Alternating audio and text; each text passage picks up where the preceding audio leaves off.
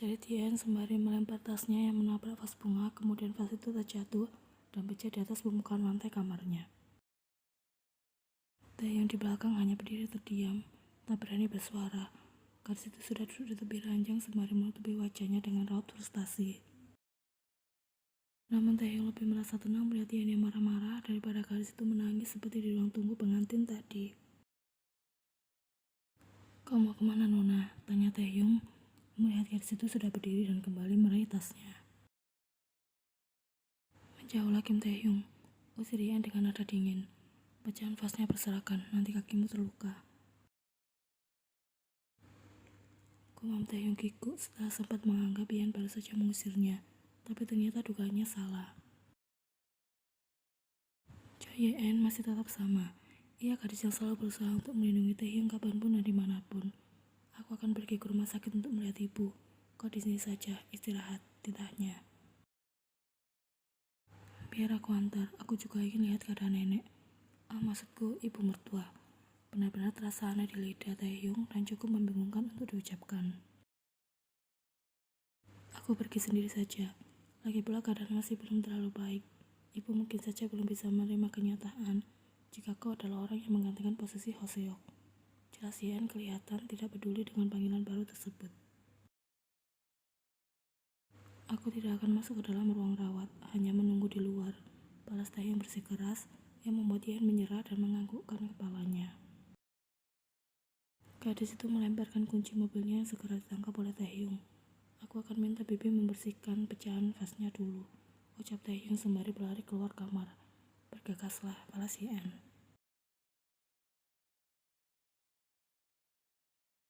Saat Yeon masuk ke dalam, ia tidak menemukan ayahnya di sana, melainkan hanya ada Taeso dan Seola. Tatapan kedua wanita itu saling beradu sebelum Seola lebih dulu buang muka. "Yuk ya, ayo pulang," ajak Seola sudah berdiri dari tempatnya duduk dan berjalan menjauh dari ranjang pasien. Wanita berusia 40 tahun itu tidak menggubris ucapan Yeon dan melewatinya begitu saja. Di dekat pintu, Seola melihat Taehyung yang kemudian menghela nafas. Panggil Taehyung begitu Seola berjalan menjauh tanpa sepatah kata. Pemuda itu mengajak sang ibu melewati koridor rumah sakit. "Masuklah Yana," ucap Taesu membuat fokus Yeon pada Seola dan Taehyung teralih. Paman Choi sedang pergi mengurus administrasi. Yeon mengangguk singkat kemudian berjalan mendekat dan duduk di kursi yang tadinya Seola duduki. "Bagaimana keadaan ibuku? Apa sudah membaik?" tanya Yeon tanpa mengalihkan tatapan pada wajah sang ibu yang kedua matanya masih senantiasa terpejam. "Iya, dokter bilang keadaannya sudah cukup stabil. Jangan khawatir, Bibi Choi akan membaik dalam beberapa hari ke depan," jawab Taeso. "Aku tidak tahu mengapa semuanya jadi kacau seperti ini. Maaf, Opa." "Bukan salahmu," hibur Taeso. "Mengenai sikap Seola, dia memang belum bisa menerima pernikahan kalian karena merasa anak kami masih terlalu muda. Tapi aku akan terus mencoba menjelaskan hal ini padanya secara perlahan. Aku tahu kau akan menjaga Taehyung dengan baik seperti yang kau lakukan selama ini. Justru aku khawatir anak itu yang akan menyusahkanmu. Aku sangat kepikiran akan hal itu," jelas Taeso. "Aku harap ini tidak akan lama. Setelah menemukan solusi yang tepat, aku akan segera mengembalikan Kim Taehyung pada kalian," balas Yeon. Entah mengapa Yeon merasa Taeso bukannya khawatir Taehyung akan merepotkan Yeon. Lelaki itu sama seperti Seola yang mengkhawatirkan masa depan Taehyung karena harus menikah dengan wanita yang lebih tua 7 tahun darinya. "Ini sudah malam, Taeso apa bisa kembali ke rumah? Biar aku yang menjaga ibu di sini," ucap Yeon. "Tidak apa-apa Yana, biar aku saja. Kau pastinya lelah karena seharian ini sudah melewati banyak hal. Kau saja yang pulang dan istirahat di rumah," tolak Taeso. Yeon menggeleng belan. Apa harus menjelaskan hal ini pada Seola Oni? Aku merasa tidak nyaman karena dia tiba-tiba mendiamkan aku. "Ya sudah kalau begitu, aku akan pulang. Sampaikan salamku pada Paman Choi. Aku akan kembali kemari besok siang," pamit Taeso sebelum keluar dari ruang rawat.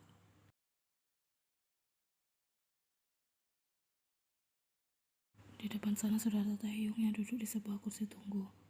Ayo ikut apa dan mamamu pulang, ajaknya.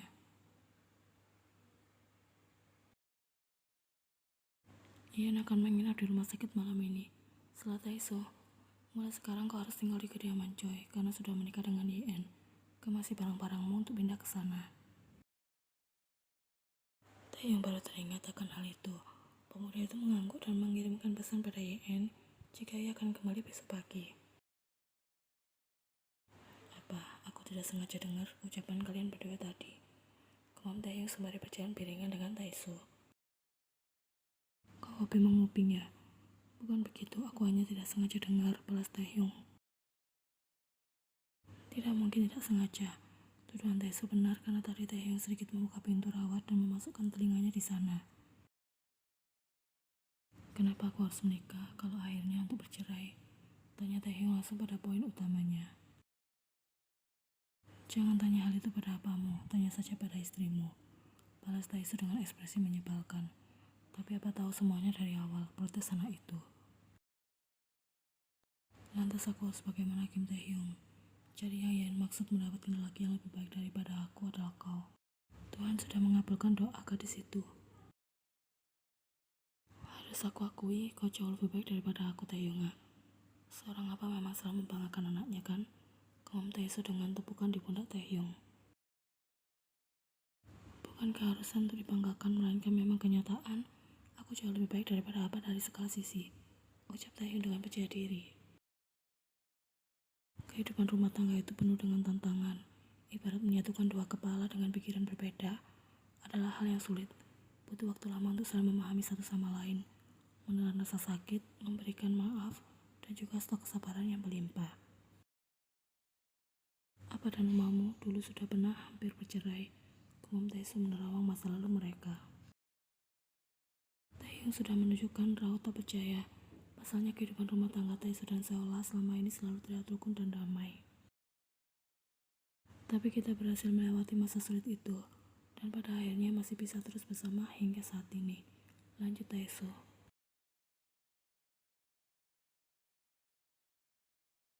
Saat tengah malam Nyonya Choi terbangun dan menemukan Yen tertidur di kursi, sementara Tuan Choi tidur di ranjang yang memang dikhususkan untuk keluarga pasien yang berjaga. Merasakan ada pergerakan dari sang ibu, gadis itu segera terbangun. Bu, ada apa? Ibu mau pergi ke toilet, serbu Yen. Di mana Hoseok?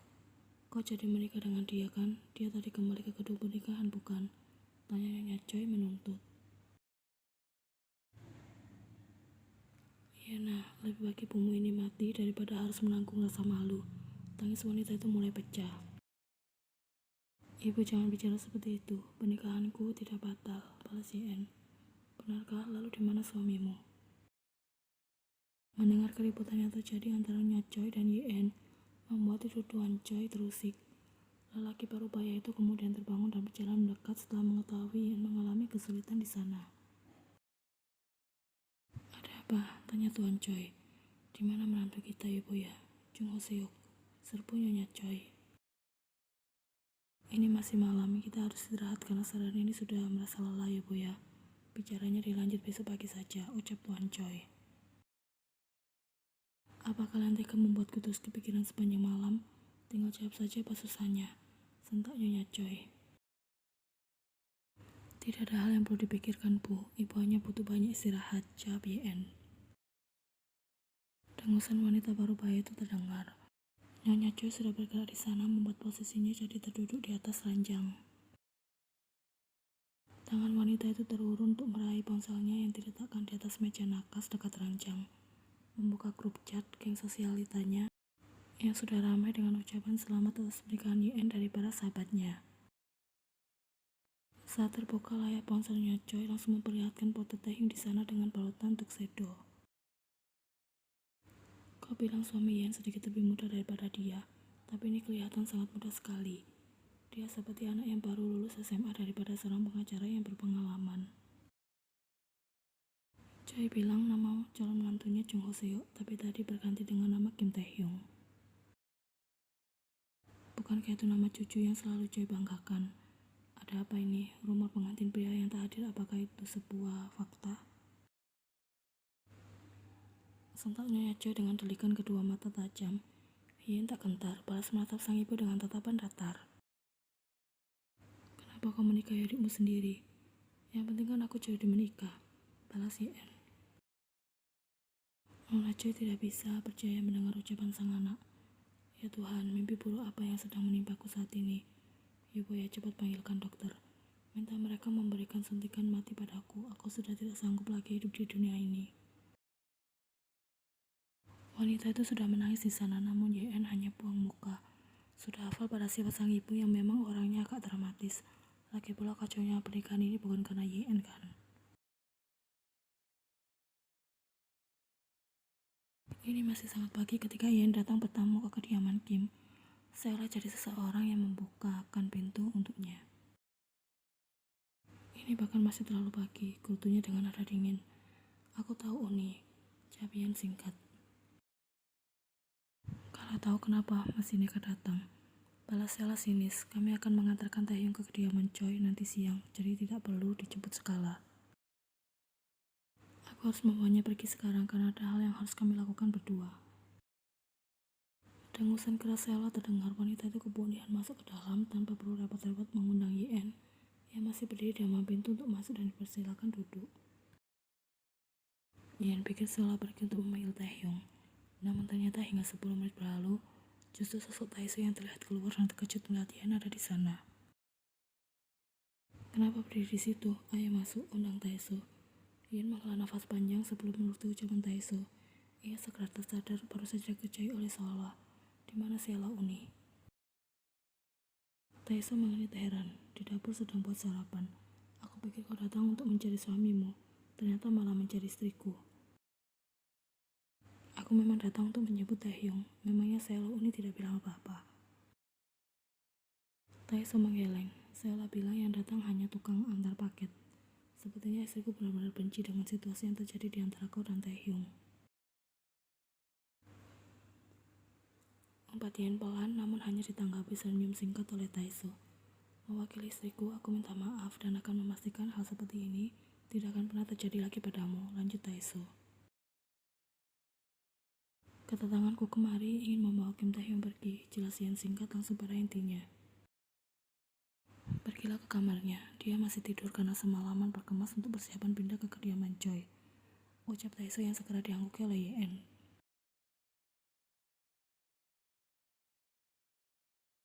Mereka berjalan bersama-sama menuju lantai 2, tempat kamar anak itu berada. Melihat hal itu, Seola tidak tinggal diam dan ikut menyusul. Sebelum Yang sempat memegang handle pintu kamar Taehyung, wanita berusia 40 tahun itu sudah menangkap tangan YN di sana. Jangan buka pintu kamar orang lain sembarangan, ucap Seola dingin.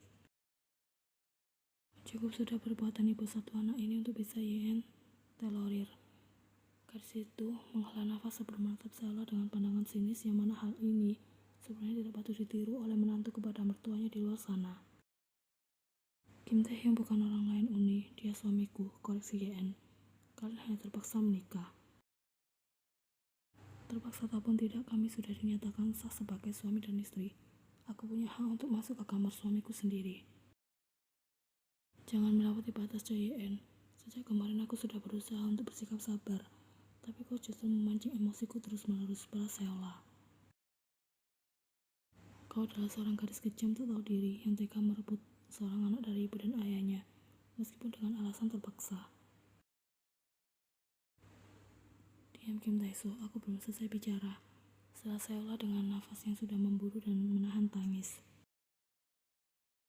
Ternyata benar ya, selain Taeso, Opa dan Taehyung, Oni adalah satu-satunya orang yang tidak tahu balas budi atas semua hal yang telah keluarga kami usahakan untuk kalian. Kumamian dengan tatapan menilai.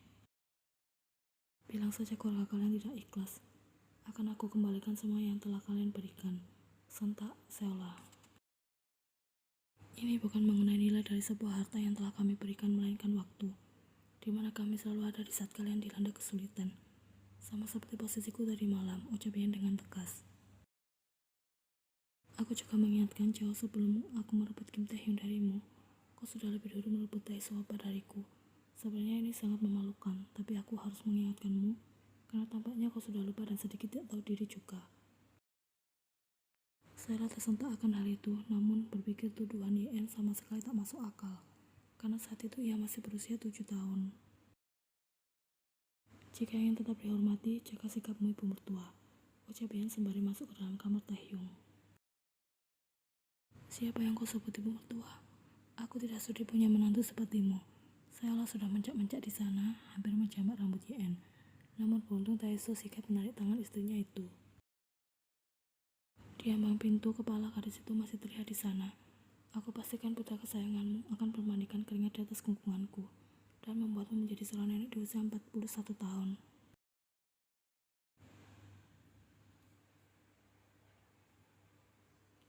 Jerit Seola berusaha mendobrak pintu kamar Taehyung yang baru saja Yan tutup dan kunci.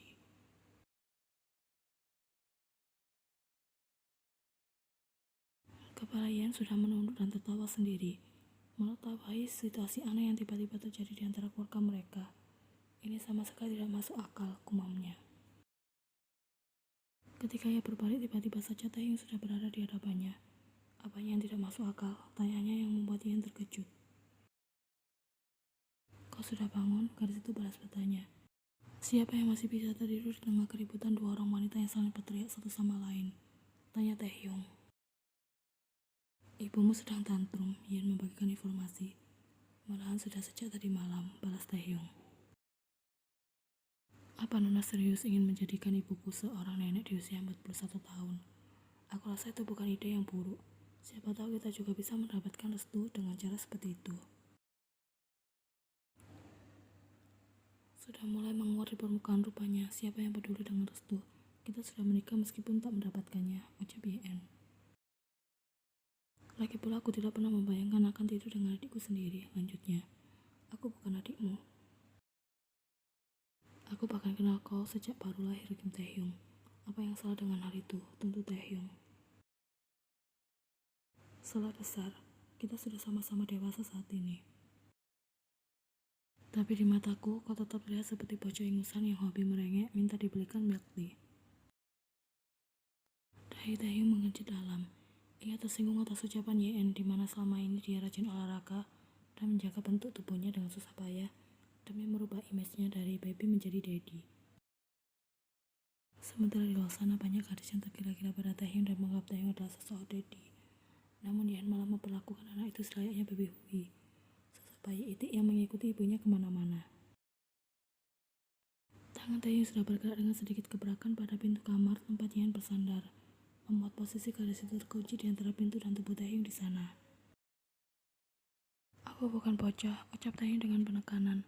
Tatapan keduanya saling beradu dengan jarak yang cukup minim, menyingkir Kim Taehyung. Akan aku tunjukkan padamu jika aku adalah seorang lelaki dewasa. Kau benar-benar tidak mau menyingkir dari sana padahal kita sudah hampir terlambat? Nada bicara YN memang biasa saja, namun jelas terkandung ancaman mematikan di sana. Ayo buktikan ucapanmu terlebih dahulu, buat aku berkeringat di atas kungkungan. Tanpa menunggu Taehyung menyelesaikan ucapannya, dengkul YN sudah menerat pada pemuda itu hingga membuat Taehyung menjerit kesakitan dan jatuh berguling-guling di atas permukaan lantai kamar. Itu akibatnya jika kau berani menggoda nonamu sendiri, ucap YN yang kemudian berjalan menuju beberapa koper berisi barang-barang Taehyung yang sudah dikemas. Taehyung masih meringis kesakitan sembari memegangi kebanggaannya. Kenapa Nona merusak calon masa depan dan pabrik penghasil bayi Nona sendiri? Yan sudah mencibir di sana. Maaf ya Taehyung, aku tidak suka yang bentuknya mungil dan hanya bisa memberikan sensasi geli. Ini seperti istilah sudah jatuh tertimpa tangga pula. Yan menginjak-injak harga diri pemuda itu secara telak. Ayo bangun dan bersiap. Kita akan segera pergi berbulan madu di Pulau Dewata.